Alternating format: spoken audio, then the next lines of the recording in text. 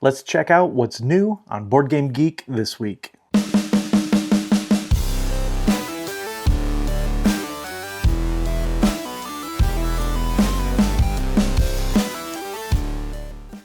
What's up, Brew Crew? Welcome back to Beer City Board Games. I'm Clay, and today we are back with another set of new games added to Board Game Geek this week.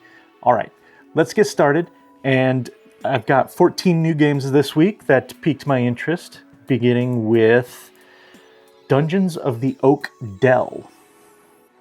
Now, this is a dungeon crawling roll and write, which sounds like a kind of a unique concept. Sounds like there is some character leveling in the game, which I tend to like. I'm a little cooled off on the whole roll and write thing at this point, but I'm still interested when it sounds like it's something that's going to be a little bit different than what I've played before. And so the idea of a roll and write dungeon crawl has me pretty intrigued. The illustration on the cover looks very vibrant and a little bit mysterious, maybe. And it does sound like it does kind of an interesting thing with the monster fights, where you are applying hits to certain parts of the monster, which will disable disable a specific ability of the monster. I like that in games, bigger games that have few fighting monsters, like Lords of Hellas, or Oathsworn into the Deepwood. So I'm curious. I'm very interested to see this all done in a roll and write format. And then there's Victory Garden. This is a lightweight roll and write, all about the victory gardens that popped up during World War II, which I think is kind of a interesting concept. I've seen a lot of gardening themed games. I'm curious how they're going to make this one feel like a victory garden themed game, if that makes sense. I will say that in reading up about victory gardens, the cover of the game itself very much looks like a World War II style poster, supporting the idea of victory gardens or war gardens. And it sounds like this uses a roll and write mechanism, but there are elements of dice drafting and resource management in the game as well. So, curious to check out Victory Garden. Up next, we've got Western Legends Stories. Now, I'm a little unclear right now if this is an expansion or its own standalone game, but it looks like it takes the sandbox Western game, Western Legends, and adds a narrative kind of campaign-ish style element to it. Now, I have gone on the record lately as saying that I'm a little bit over the whole campaign thing, and I'm getting a little burnt out on everything being a campaign. But that being said, I've played very few Western-themed games. I like the idea of a sandbox Western, and if this takes that idea and has you building up this settlement as you go, then I'm really interested to check out Western Legends Stories and see what that has to offer. Next up, I've got Warhammer 40k Darktide. Now, this is based on the Darktide video game, and it looks like this is a cooperative skirmish game. Now, I've only ever played the Warhammer Underworlds board game, which is a 1v1. It looks like this maybe is something similar to that, but fully cooperative, which raises my interest a bit. And on top of that, it looks like this has a system where you can play it either as individual story beats, so individual episodes, or you can string those episodes together to create a longer campaign. So, interested to check out Warhammer 40,000 Darktide, the miniature game. And apparently publishers have decided that we are not tired of trick-taking games yet, so I've got a few more to talk about this week. First up is Trick Stakes. Now, this is a horse racing themed trick-taking game where it sounds like the performance of your horse will be based on the tricks that you win. I don't know too much outside of that, but that alone is enough to make me very curious. I'm very interested to see how that works. Then we've got Side Quest Frostpunk. This is described as a city survival escape room style game in which every decision comes with a cost. I'm very intrigued by this idea. I've never played Frostpunk. I've never played this War of Mine, which sounds a little similar in that you're making some very difficult decisions. This game, though, is from Board and Dice, who has put out some games that I've really loved lately. I like the idea of managing the upkeep of your colony while also trying to balance the morale of the people in the colony. It sounds like each day a new challenge will pop up, and you're going to need to kind of figure out how to resolve that challenge without causing the colony to lose morale. Cooperative deduction style puzzle game, right up my alley. Can't wait to check out SideQuest Frostpunk. And then there's Fox Spirit. Now, the first thing that grabbed me about this game is the cover. This cover art is stunning. But this is another puzzly trick-taking game where it sounds like each card has multiple suits.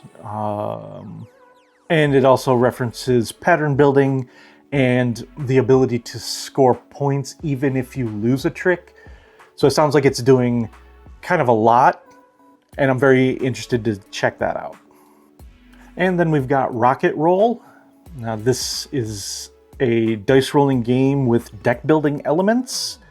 It sounds like you will be building up a deck of cards that will allow you to manage and manipulate the dice that you'll be rolling and trying to roll a certain number to be the first to launch your rocket into outer space. Sounds fairly light, but also sounds really fun. I like the idea of this kind of building up your more or less engine of cards that will let you really efficiently use your dice to get to the point where you can roll the high number that's needed. It sounds really fun, although it doesn't sound like it's a particularly short game. It does say 45 to 75 minutes for something like that. We'll have to see if it overstays its welcome for what sounds like a fairly light game. But I'm definitely interested to check it out. It does sound like fun. Rocket Roll. And then we've got this adorable little card game called Bulbus. It's hard not to be interested in a game that looks like that. A lot of the characters on the cards are incredibly cute. They remind me a little bit of another recent game that's come out called Pixies. It sounds like this has trick-taking, but also some elements of area control or area majority. Now, I do have to knock a point off of this one a little bit, just because it looks like the game is coming out in a tin, possibly, but I'll forgive that for now. Then there's Spooktacular, which has a theme that I love. This has basically monsters being released from old movies, and you are playing as those monsters. You're trying to collect victims, and it looks like each monster that you can play has maybe different abilities or different win conditions or different ways that they score. I love that idea. I love that level of kind of asymmetry in a game, but I also I love that theme. I love kind of taking that monsters running loose idea and kind of flipping it on its head.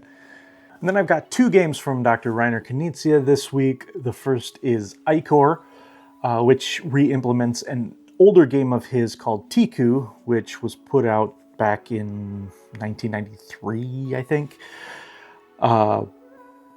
This game, they slapped a theme on it and gave it a Greek mythology theme, but the gameplay itself still sounds really fun. You have what sounds like a grid with your pieces and your opponent's pieces, and on your turn you can move one of your pieces as far as you want in a straight line, with the restriction that you can't move into or through one of your opponent's figures. But each space that you cross, you'll put one of your tokens on. And the idea of the game is to get all of your tokens onto the board. So whenever you cross over an opponent's tokens, you can take those off. And so it sounds like there's going to be a little bit of push and pull, a little tug of war going on as you're adding more stuff and taking theirs off. They're taking stuff off of yours and putting their stuff on. It sounds like a very good, still sounds very abstract, but sounds like a very good abstract game. So I'm excited to check out IOR.